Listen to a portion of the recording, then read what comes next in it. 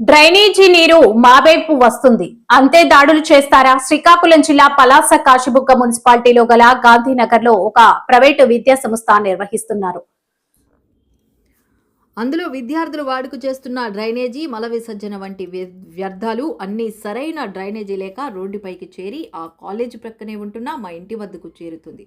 ఇదే విషయంపై పలుమార్లు ఆ సంస్థ యాజమాన్యంతో మాట్లాడినా తప్పును కప్పిపుచ్చుకునేందుకు రాజకీయాలను అడ్డుపట్టుకుని మాపై భౌతిక దాడులు చేసి తిరిగి పోలీస్ స్టేషన్లో కంప్లైంట్లు కూడా పెట్టారు. ఇది మా ఒక్కరి సమస్య కాదు. ఇదే రోడ్డు మీదుగా కొన్ని వందల వాహనాలు వెళ్తున్నాయి. ఆ పక్కనే చిన్నపిల్లల హాస్పిటల్ కూడా ఉంది. అంతేకాకుండా తమ సొంత వినియోగ కొరకు రోడ్డుకి మధ్యలో ట్రాన్స్ఫార్మర్ని కూడా నిర్మిస్తే అదే విషయంపై అధికారులకు చెప్పామని మాకు నానా మాటలు అంటూ హంగామా చేశారు. ఇంత చేస్తున్నా సరే పై అధికారులు ఎందుకు స్పందించడం లేదో అర్థం కావడం లేదు. దయచేసి ఇకనైనా మా ఈ వీధి సమస్యపై అధికారులు స్పందించి తగిన న్యాయం చేస్తారని మీడియా పూర్వకంగా కోరుకుంటున్నామన్నారు. మీడియా ప్రజలకి, మీడియా సోదరులకి, ప్రజానీకానికి నమస్కారం. గాంధీనగర్ కాశీబుగ్గ పలాస మున్సిపాలిటీ పరిధిలో గల రాజ్కుమార్ హాస్పిటల్ ఏరియాలో ఉన్న సూర్యతేజ కాలేజ్ పక్కన నివసిస్తున్న తమ్ముడు శ్రీనివాసరావు, రామమూర్తి, ప్రకాశులు విన్నవించుకుంది ప్రజానీకానికి ఏమనగా, గత కొన్ని రోజులుగా మేము అక్కడ డ్రైన్ నిర్మించిన దానిపై అనేకమైన అద్భుతమైన అబద్ధ పుటకలు రావడము, దాని మీద మేము స్పందించడానికి మీడియా ముందుకు రావడం జరిగింది. ఇక్కడ మా వీధిలో రోడ్డు లేకపోయిన కారణంగా మేము డ్రైన్ అవతల ఉన్న రోడ్డుకి లింక్ చేసే భాగంగా కిందలీళ్ళ డ్రైన్ ఇస్తూ మీద డ్రైన్ కట్టడం జరిగింది. అది వీధికి చివరి భాగంలో అక్కడ వరకు రోడ్డు లేదు, కానీ అక్రమ నిర్మాణం అని చెప్పి తొలగించారు కంప్లైంట్ల మీదకి. కానీ మా వీధికి రోడ్డే లేదు. 30 అడుగులు రోడ్డుగా ప్రకటించి కేటాయించిన లేఅవుట్లో భాగంగా కొన్ని వీధిలో రోడ్లు, కొంతమంది ట్రాన్స్ఫరాలు, కొంతమంది ర్యాంకింగ్ బోర్డులు తాలూకా బ్యానర్స్, ప్రైవేట్ ట్రాన్స్ఫరాలు పెట్టి గ్రౌండ్ లేకుండా కాలేజీలు నడుపుతూ పార్కింగ్ కోసం ఆ రోడ్డు నియమితమై పలాసలో నాటు తుపాకీ హల్చల్. గత 13 సంవత్సరాలుగా రైల్వే స్టేషన్ లో 2 వీలర్ పార్కింగ్ స్టాండ్ తో పాటు రైల్వే రన్నింగ్ రూమ్ కాంట్రాక్ట్ చేస్తుండగా ఈసారి టెండర్ కొత్త వ్యక్తికి రావడంతో రగిలిపోయిన కాంట్రాక్టర్ తన అనుచరులతో కలిసి నాటు తుపాకీతో హత్య యత్నానికి పాల్పడిన ఘటన శ్రీకాకుళం జిల్లా పలాసలో సంచలనంగా మారింది. పలాసకు చెందిన మీసాల సురేష్ అనే వ్యక్తి పలాస రైల్వే స్టేషన్లో గల రన్నింగ్ రూమ్ మెయింటెనెన్స్తో పాటు 2 వీలర్ పార్కింగ్ కాంట్రాక్ట్ను పొంది ఉన్నాడు. అయితే 2025 డిసెంబర్లో జరిగిన టెండర్లో ఈసారి ఒడిశా రాష్ట్రం కుర్దాకు చెందిన కనితి జనార్దన్ అనే కొత్త వ్యక్తికి కాంట్రాక్ట్ను దక్కించుకున్నాడు. అయితే ఈ నెల 10వ తేదీ నాడు రాత్రి 12 గంటలకు కొత్త కాంట్రాక్టర్ 2 వీలర్ పార్కింగ్ను స్వాధీనపరుచుకునే నేపథ్యంలో పార్కింగ్ స్థలాన్ని శుభ్రపరుస్తుండగా పాత కాంట్రాక్టర్ అయిన మీసాల సురేష్ అనే వ్యక్తి తన 3 అనుచరులతో చేరుకుని నాటు తుపాకీతో పాటు కత్తులు, కర్రలతో హత్యాయత్నానికి పాల్పడినట్లు ఫిర్యాదుదారుడు ఇచ్చిన ఫిర్యాదు మేరకు పోలీసులు చెబుతున్నారు. ఫిర్యాదు అందుకున్న పోలీసులు సీసీ ఫుటేజ్ ఆధారంగా హత్యాయత్నానికి పాల్పడిన A1 మీసాల సురేష్తో పాటు ఆయనకు సహకరించిన A2, A3లను అరెస్ట్ చేయగా A4గా ఉన్న మరో ముద్దాయి కోసం గాలిస్తున్నామని, గతంలో కూడా వీరిపై పలు హత్యాయత్నం కేసులు ఉన్నట్లు కాశీబుగ్గ డీఎస్పీ తెలిపారు.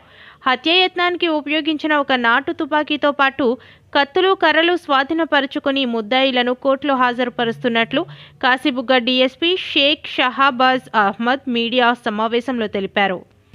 టౌన్ పోలీస్ స్టేషన్లో కేసు రిజిస్టర్ చేయడం జరిగింది. Crime number 7/26. ఇందులో attempt to murder, extortion, organised crime, illegal possession of arms sections కింద కేసు నమోదు చేయడం జరిగింది. ఇందులో మొత్తం 4 ముద్దాయిలండి. A1 మీసాల సురేష్, A2 మీసాల చిన్నారావు, A3 మీసాల మోహన్ రావు, A4 మున్నా, ఈయన అబ్స్కాండింగ్లో ఉన్నారు.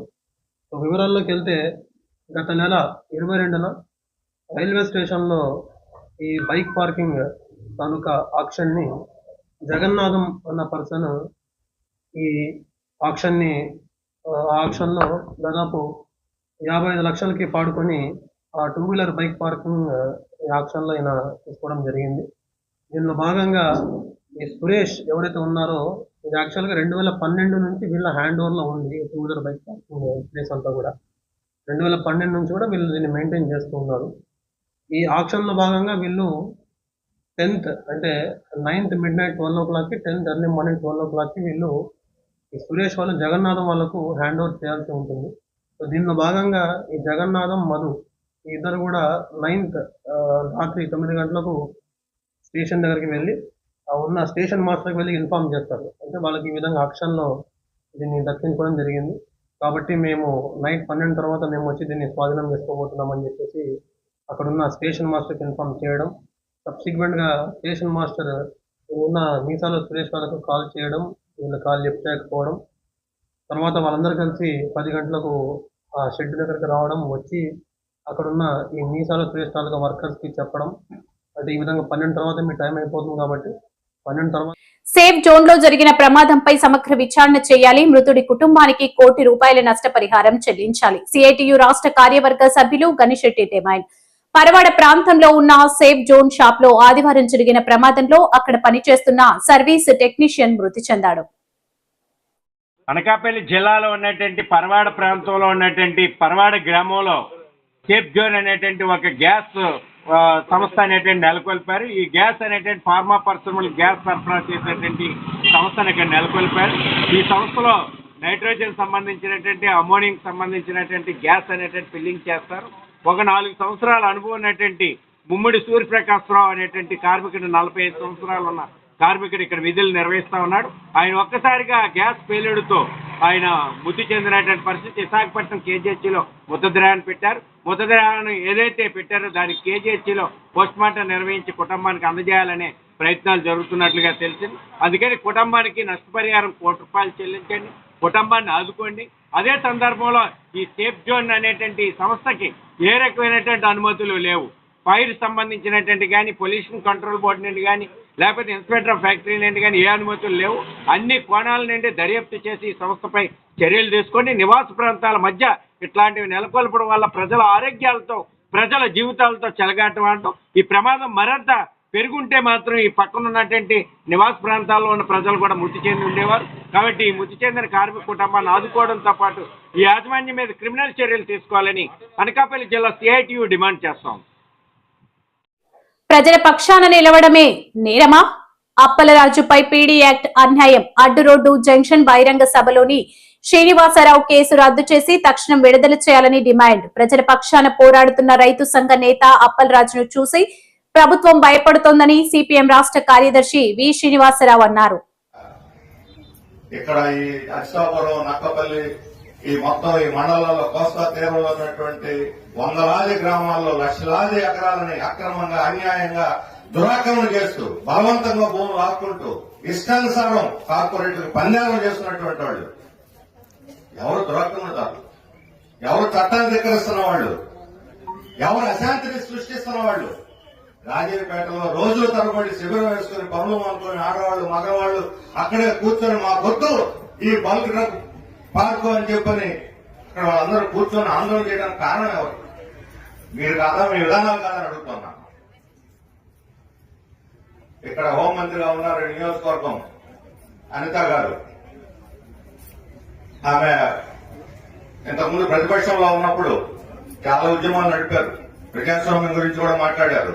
మనందరం కూడా హర్షించాం. ప్రజాస్వామ్యం కోసం ఆమె మాట్లాడిన తీరు చూసి ముచ్చటేసింది ఆ రోజు. కానీ ఈ రోజు అదే అనితమ్మ గారు తన రాజకీయ భవిష్యత్తుకు తానే సమాధి నిర్మించుకుంటున్నది అప్పలరాజును జైల్లో పెట్టడం ద్వారా నేను స్పష్టంగా చెప్పదలుచుకున్నాను. ఎవరో ఏమో చేయాల్సిన అవసరం లేదు. తన సమాధిని తానే తవ్వుకుంటా ఉన్నారు. ఆ రోజు ఏం చెప్పారు? ఈ రాజయ్యపేటలో బల్క్ డ్రగ్ పార్క్ రాదు చెప్పారు. ఈ మధ్య ముఖ్యమంత్రి గారు కూడా వచ్చి ప్రకటించారు విశాఖపట్నం. వాళ్ళందరూ పిలిపించుకొని బహిరంగ చెప్పాలా, వాళ్ళందరూ రహస్యంగా పిలిపించుకొని మీడియా లేకుండా వాళ్ళకు హామీ ఇచ్చారు. బల్క్ డ్రగ్ పార్క్ రద్దు చేయాలని పోరాడుతున్న సిపిఎం రైతు సంఘం నాయకుడు ఎం అప్పలరాజుపై పీడీ యాక్ట్ పై జైల్లో నిర్బంధించడాన్ని ఖండిస్తూ విశాఖలో సిఐటియు నిరసన. పాల్గొన్న సిఐటియు రాష్ట్ర కార్యదర్శి సిహెచ్ నరసింహారావు. ఎం అప్పలరాజు సిఐటి నాయకులు రైతు నాయకుడిని నక్కపల్లిలో ప్రివెంటివ్ డిటెన్షన్ చట్టం కింద అక్రమంగా పోలీసు అరెస్ట్ చేశారు. ఆయనకు 6 మాసాల దాకా బెయిల్ రాకుండా ఉండేటువంటి చట్టం ఇది. అతి దుర్మార్గమైనటువంటి చట్టం నిర్బంధ చట్టం. నిర్బంధ చట్టాన్ని ఓ ప్రభుత్వం ప్రయోగించిందంటే ఆ ప్రభుత్వం పతనానికి అది నాంది అవుతుంది. ఇందిరాగాంధీ ఎమర్జెన్సీని విధించి 30 ఏళ్లు కేంద్రంలో పరిపాలించిన ప్రభుత్వం శంకరగిరి మాన్యాలు పట్టింది మనకు తెలుసు. అలాగే చంద్రబాబు నాయుడు గారిని 50 రోజులు జైల్లో పెట్టినటువంటి ప్రభుత్వం ఎక్కడికి వెళ్ళిందో మనకు తెలుసు. కానీ ఇవన్నీ మర్చిపోయి ఈరోజు చంద్రబాబు ఉద్యమాలు చేసే నాయకుల మీద, సిఐటి నాయకుల మీద, రైతు నాయకుల మీద అక్రమ కేసులు విధించడం అనేది దుర్మార్గం. ఇది నిర్బంధ కాండ ద్వారా ఉద్యమాలు నడచడం, అణిచేదానికి ప్రయత్నం చేయడం తప్పించుకోవడం కాదు. నేను 50 ఏళ్ల నుంచి ప్రజా ఉద్యమాల్లో ఉన్నాను. 500 పైగా నా మీద అక్రమ కేసులు పెట్టారు. అన్ని తప్పుడు కేసులే, ఒక్క కేసు రుజువు కాల. కానీ యజమానులకి ఊడిగం చేసేదానికి మాత్రం ఈ కేసులు పెడతారు. అందుకోసమే ఈరోజు యాజమాన్యం బల్క్ డ్రగ్ పార్క్ అనే పేరుతో 3000 ఎకరాల్లో అక్కడ బల్క్ డ్రగ్స్ పెట్టడాన్ని అక్కడ ప్రజలు వ్యతిరేకిస్తున్నారు. మత్స్యకారులు వ్యతిరేకిస్తా ఉన్నారు. రాజయ్యపేట మత్స్యకారులు హోమ్ మినిస్టర్ స్వయంగా ఆ గ్రామానికి రాబోతే చెట్లు కొట్టేసి ఆమె లోపలికి రానివ్వాల. ఒక్కరిని అరెస్ట్ చేసే ధైర్యం లేదు మీకు. కానీ దాన్ని ఉద్యమాన్ని నడిపిస్తున్నారని ఈరోజు అప్పలరాజుని అరెస్ట్ చేశారు. అందువల్ల తప్పుడు కేసులతో, అక్రమ కేసులతో మత్స్యకారులకు అండగా ఉన్నారని అప్పలరాజుని అరెస్ట్ చేయడం జరిగింది బల్క్ డ్రగ్ పార్కు పేరుతో. అలాగే పక్కనే ఉన్నటువంటి ఆర్సలాల్ మిట్టల్ వీళ్ళిద్దరికీ 5000 ఎకరాల భూములు అప్పడంగా అప్పజెప్పాలని ప్రభుత్వం ప్రయత్నం చేస్తుంది. దాన్ని అడ్డుకోవడానికి అక్కడ స్థానిక ప్రజలు సిద్ధమవుతున్నారు. హెట్రో డ్రగ్స్ కాలుష్యం చూసిన తర్వాత ఆ ప్రాంతంలో ఎవడు కూడా ఇట్లాంటి పరిశ్రమలు పెట్టడాన్ని అంగీకరించరు. అందరూ వ్యతిరేకిస్తున్నారు. అన్ని పార్టీల వాళ్ళు ఉన్నారు. కానీ ఒక అప్పలరాజుని ఎందుకు అరెస్ట్ చేశారనంటే పోరాటాల్లో అగ్రభాగాన్ని ఉండే సిఐటి, సమరశీల పోరాటాలు నడిపించేది సిఐటి. అందుకని సిఐటి నాయకుల్ని తెలంగాణ సీఎం రేవంత్ రెడ్డి చేసిన వ్యాఖ్యలపై చంద్రబాబు స్పందించకపోవడం దుర్మార్గమని వైసీపీ మాజీ ఎమ్మెల్యే విశ్వేశ్వర్ రెడ్డి మండిపడ్డారు. చంద్రబాబు మంత్రుల వ్యాఖ్యలు చూస్తుంటే ఏం రేవంత్ రెడ్డి చెప్పింది నిజమే అన్నట్లుగా ఉంది అని వ్యాఖ్యలు చేశారు. ఈ మేరకు ఆయన మీడియాతో మాట్లాడారు. అట్లాంటప్పుడు ఆంధ్ర రాష్ట్ర ప్రయోజనాలు దెబ్బతీసేలా చంద్రబాబు నాయుడు గారిని ఒప్పించాలని రేవంత్ రెడ్డి గారు చెప్పడం అనేటువంటిది ఆంధ్ర రాష్ట్ర ప్రజలందరికీ కూడా ఇది అవమానకరమైంది. ఇది ఒక రకంగా ద్రోహపూరితమైనటువంటిది కూడా అనేటువంటిది ఇక్కడ అందరూ కూడా అభిప్రాయపడినారు. దాని తర్వాత అయినా చంద్రబాబు నాయుడు గారు స్పందిస్తారేమో అని చెప్పి అనుకున్నారు. సూటిగా సమాధానం చెప్తారేమో, నేను అలాంటిది మాట్లాడలేదనో, అలాంటివేవి రహస్యంగా చర్చలు జరగలేదనో, రాష్ట్ర ప్రయోజనాల విషయంలోనే రాజీ పడలేదనో చెప్తాడనుకున్నాం. కానీ ఆయన అట్లాంటి విషయాలు చెప్పకుండా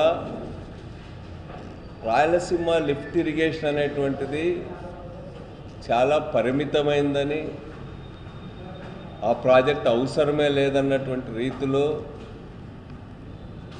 ఆయన మాట్లాడటమే కాకుండా వాళ్ళ ఇరిగేషన్ మినిస్టర్తో కూడా అదే మాటలు మాట్లాడించినాడు. ఇది రేవంత్ రెడ్డి గారి వ్యాఖ్యలను అంగీకరించినట్టుగా, ఆ వ్యాఖ్యల పట్ల వాళ్ళకేం వ్యతిరేకత లేదనేటట్టుగా చంద్రబాబు నాయుడు గారు కానీ లేదా వాళ్ళ ఇరిగేషన్ మినిస్టర్ రామానాయుడు గారు కానీ మాట్లాడిన దాన్ని బట్టి అర్థమవుతుంది మనకు. అదేవిధంగా రాయలసీమ లిఫ్ట్ ఇరిగేషన్ ప్రాజెక్ట్ అనేది ఒక వేస్ట్ ప్రాజెక్ట్ అన్నట్టుగా మాట్లాడుతూ ఉన్నారు వాళ్ళు. ఈరోజు పయ్యావుల కేసు ఇంకొక అడుగు ముందుకేసి రాయలసీమ లిఫ్ట్ ఇరిగేషన్ ప్రాజెక్ట్ అది థెఫ్ట్ ఇరిగేషన్ ప్రాజెక్ట్ అనే మాట మాట్లాడినాడు. నిజంగా ఈ ప్రాంతానికి సంబంధించినటువంటి ప్రజాప్రతినిధిగా ఉండి, మినిస్టర్గా ఉండి, ఎంతో అవసరమైన రాయలసీమ నీటి ప్రయోజనాలు తీర్చగలిగినటువంటి రాయలసీమ లిఫ్ట్ ఇరిగేషన్ గురించి అంత బాధ్యత రాహిత్యంగా ఎలా వ్యాఖ్యానిస్తారని చెప్పి నేను అడుగుతా ఉన్నా. మరది లిఫ్ట్ సంక్రాంతి సంబరాల పేరిట కోడి పందాలు నిర్వహించి వేల కోట్లు దోపిడీ చేసేలా కూటమి నాయకులు రూట్ మ్యాప్ సిద్ధం చేసుకున్నారని శివశంకర్ వెల్లడించారు. కూటమి ప్రజా ప్రతినిధుల అండదండలతో రాష్ట్ర వ్యాప్తంగా 450కి పైగా బరులు సిద్ధం చేశారని, ప్రతి నిర్వాహకుడి నుంచి కోటి నుంచి కోటిన్నర వరకు వసూలు చేస్తున్నారని ఆయన తెలిపారు. పందాల ప్రీమియర్ లీగ్ అంట అంటే సంక్రాంతి పండుగ అనేటువంటిది సంప్రదాయబద్ధంగా మనం చేసుకునేటువంటి అతి ముఖ్యమైన యూద ప్రాంగణాలు ఏర్పాటు చేసి ఏం చేయదలుచుకున్నారు ఈ రాష్ట్రాన్ని? జూదాలేంటి? విచ్చలవిడిగా ఈరోజు ఎల్లో మీడియానే కథనాల ప్రకారం అది చదివితే ఈరోజు వార్తల్ని ఆంధ్రప్రదేశ్లో జూదం ఎలా విరజిల్లుతోంది, సంస్కృతి సంప్రదాయాలు ఎలా తొంగలేకి తొక్కుతున్నారు వీళ్ళు అనేటువంటిది అర్థమవుతాయి. ఈ సంక్రాంతి పండుగకు సంబంధించింది కోడి పందాలు సర్వసాధారణంగా మనం జరుపుకునేటివి. ఆ కోలు సంబంధించినటువంటిది చేయడం అనేటువంటిది ఒక ఆనవాయితీ. ఈరోజు దాన్ని ఈవెంట్గా మార్చి క్యాసినోలకు మించి ఒక్కొక్క బరిలో అంటే దగ్గర దగ్గర 450 బరులు ఏర్పాటు చేశారట. ఒక్కొక్క బరికి కాంట్రాక్ట్కి ఎల్లో మీడియా ప్రకారము 1 కోటి నుంచి 1.5 కోటి వరకట. ఒక్కొక్క బరి కాంట్రాక్టు అంటే ప్రజాప్రతినిధులు ముఖ్యమైనటువంటి జూదం నిర్వహించే నిర్వాహకులు, ఉభయ గోదావరి జిల్లాల నిర్వాహకులు గోదావరి తీరాన, నదీ తీరాన కూర్చొని ఒక అవగాహనకు వచ్చి ఒక తీర్మానం చేసుకొని ఈసారి సక్రమంగా మనం జరుపుకోవాలి, జూదమంతా పందాలు జరగాలి, ప్రజాప్రతినిధులతో మాట్లాడదాము, వాళ్ళ దన్ను మనకుంది అని తీర్మానాలు చేసుకొని పందాలకి 450 బరులు ఉన్నాయంట. ఒక్కొక్క బరికి 1 కోటి నుంచి 1.5 కోటి కాంట్రాక్ట్ అంట. యావరేజ్గా 1 కోటి రూపాయలు తీసుకున్నా కూడాను ఈ యొక్క జూదం కాంట్రాక్ట్ వాల్యూ 450 బరిలు, యావరేజ్గా 1 కోటి రూపాయలు అంటే 450 కోట్ల రూపాయలు కాంట్రాక్ట్ అట. జూదం నిర్వహించడానికి పెద్దలకు ఇచ్చేటువంటిది 450 కోట్ల రూపాయలు కాంట్రాక్టే జూదరులు ఇస్తూ ఉంటే ఇక పందెం ఎంతంట తెలుసా? ఒక్కొక్క బరిలో మినిమము 25 నుంచి 40 పందాలు జరుగుతాయట. పీఎంపీ అసోసియేషన్ ఆధ్వర్యంలో స్వామి వివేకానంద జయంతి వేడుకలు. ఈ రోజు స్వామి వివేకానంద జయంతి సందర్భంగా పీఎంపీ అసోసియేషన్ ఆధ్వర్యంలో శాంతినగర్ కాలనీలో గాంధీ మందిరం వద్ద గల స్వామి వివేకానంద విగ్రహానికి అధ్యక్షులు వండా నరసింహన్న, కార్యదర్శి నక్క లక్ష్మీనారాయణ, పీఎంపీ అసోసియేషన్ సభ్యులందరూ పూలమాలలు వేసి స్వామి వివేకానంద గొప్పతనాన్ని అందరికీ తెలియజేయడమైనది. ఈ సందర్భంగా అధ్యక్ష కార్యదర్శులు మాట్లాడుతూ స్వామి వివేకానంద హైందవ ధర్మాన్ని ప్రపంచవ్యాప్తంగా చాటి చెప్పిన గొప్ప వ్యక్తి అని, అలాగే యువతకు ఆదర్శప్రాయమని మరియు ముఖ్యంగా మనమందరం శ్రీ స్వామి వివేకానంద అడుగుజాడల్లో నడిచి ఆయన ఆశయాలు కొనసాగే విధంగా ప్రతి ఒక్కరము ప్రయత్నం చేయాలని ఈ సందర్భంగా తెలియజేయడమైనది. ఈ కార్యక్రమంలో జిల్లా అధ్యక్షులు వండా నరసింహన్న, కార్యదర్శి Nakka Lakshminarayana, EC members K Rajarao, A Musalanaidu, G Giribapu, K Anandarao, B Ramanamurthy, N Krishnamurthy, M Lavudu, M Appalaraju, R Tarakeswararao, S Ramanamurthy, M Chalapathirao, RVCH Nageswararao, T Anandarao, K Ramarao, L Adinarayana, I Mohan Rao, S Krishna, H Purnima, D Vasu మొదలగు వారు పాల్గొనడమైనది. 64వ జయంతిది. ఈ సందర్భంగా మనము ఈ స్వామి వివేకానంద స్వామి హైందవ ధర్మాన్ని కాపాడడానికి, హైందవ మతాన్ని పెంపొందించడానికి ఈ దేశవ్యాప్తంగా ఇలాంటి మహానుభావుల్ని వేళ గుర్తించుకోవడము చిరస్మరణీయము. అందుకు మా పిఎంపీ అసోసియేషన్ ద్వారా స్టేట్ నాయకుల ఆదేశానుసారము, సెంట్రల్ నాయకుల ఆదేశానుసారంగా పిఎంపీ మిత్రుల ద్వారా ఈరోజు ఈ ఘనంగా ఈ యొక్క జయంతి జరుపుకోవడము శోచనీయం. అందుకు మా పిఎం అసోసియేషన్ మెంబర్లందరూ కూడాను దీన్ని సహకరించారు కాబట్టి వాళ్ళకి నా కృతజ్ఞతలను అభినందనలు తెలియజేసుకుంటూ సెలవు తీసుకుంటున్నాను. వివేకానంద 164వ జయంతి సందర్భంగా ఈరోజు ఇక్కడ ఉన్నటువంటి స్వామి వివేకానంద చిత్రపటానికి మన గాంధీ మందిరం వద్ద గాంధీ పార్క్ దగ్గర ఉన్నటువంటి స్వామి వివేకానంద విగ్రహానికి నివాళులర్పించడం జరిగింది. అలాగే ఆయన ఎందరికో యువతకి ఆదర్శప్రాయుడు. ఆయన హైందవ ధర్మాన్ని ప్రపంచవ్యాప్తంగా చాటి చెప్పినటువంటి ఏకైక వ్యక్తి ఎవరైనా ఉన్నారంటే ఆయన స్వామి వివేకానంద. అటువంటి మహనీయుల తాలుగా జ్ఞాపకాలు మనం రానున్న రోజుల్లో యువతకి చాలా అవసరం కాబట్టి దీన్ని తెలియపరచడం కోసం ఈరోజు ఆయన జయంతిని పురస్కరించుకుని ఇక్కడ ఈ కార్యక్రమాన్ని ఏర్పాటు చేయడమైంది. ఈ కార్యక్రమం మా పిఎం అసోసియేషన్ శ్రీకాకుళం వారి ఆధ్వర్యంలో నిర్వహించడమైనది. దీనికి సహకరించినటువంటి మిత్రులందరికీ అభినందనలు.